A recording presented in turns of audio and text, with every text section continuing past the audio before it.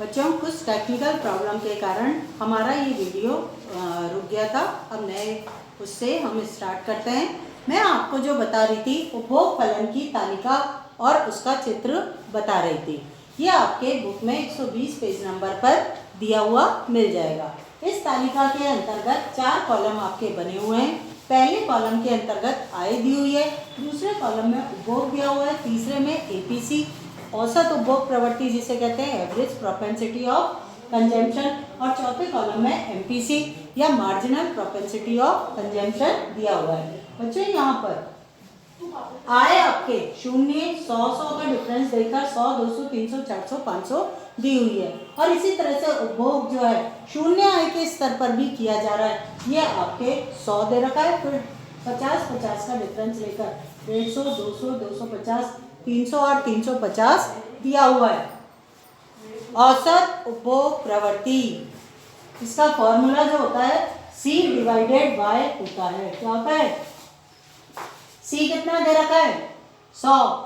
पाए कितनी है? 100। 0। यहां पर आपका आंसर क्या आएगा? 100 में 0 का भाग दोगे अनंत, इंफिनिटी का साइन आएगा बच्चों। यहां पर 150 बटा 100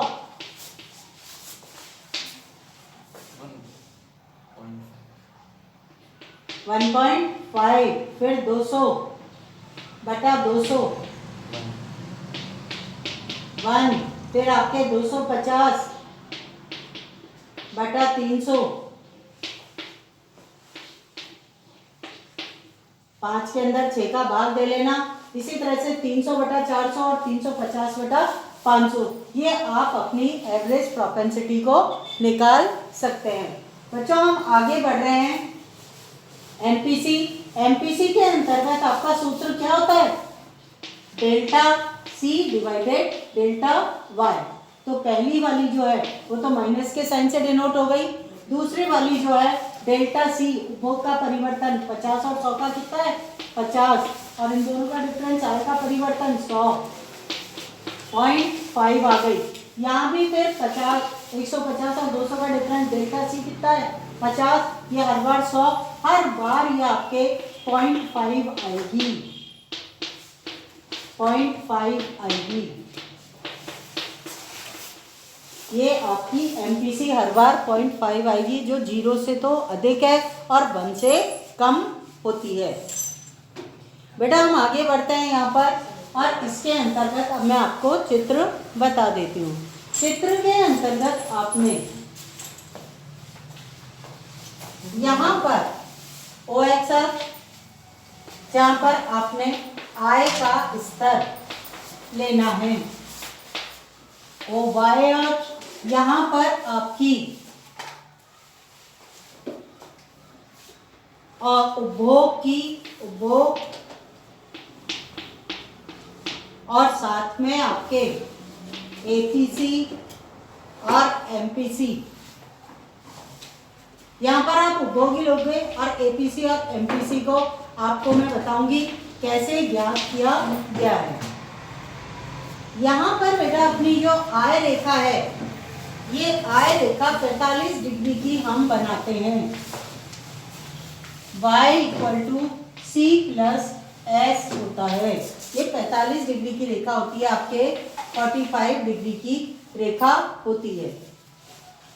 फिर इसके बाद हमारे द्वारा इस क्वेश्चन में ये जो हमारी स्वायत्त उपभोग दे रखा है 0 आय के स्तर पर 100, 0 आय के स्तर पर मान लो यहाँ पर आपके ये 100 उपभोग है।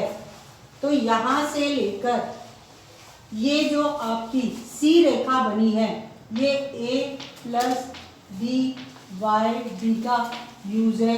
यहाँ पर A का मतलब जो है 100 है, प्लस B का मतलब आपके 0.5 है, और YD जो है आपके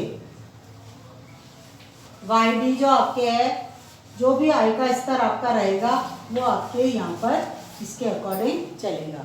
देखो, एक स्तर का जब y > c या उपभोग अधिक है, c का मान अधिक है और y जो है वो कम है, एक बिंदु पर y इक्वल टू सी होती है और उसके बाद जब आय का स्तर और भी अधिक बढ़ जाता है तो y इज ग्रेटर देन सी हो जाती है, आय अधिक हो जाती है और उपभोग कम हो जाता है। तो ये फंडामेंटल लॉ जो हमारा कीन्स के द्वारा दिया गया है, कीन्स कहते हैं उपभोग, आय बढ़ने के साथ साथ उपभोग भी बढ़ता है, लेकिन ऊंचे आय के स्तर पर उपभोग नहीं, उतना जिस अनुपात में आय बढ़ती है उस अनुपात में उपभोग नहीं बढ़ता है, बल्कि ऊंचे आय के स्तर पर बचत प्राप्त होने लगती है।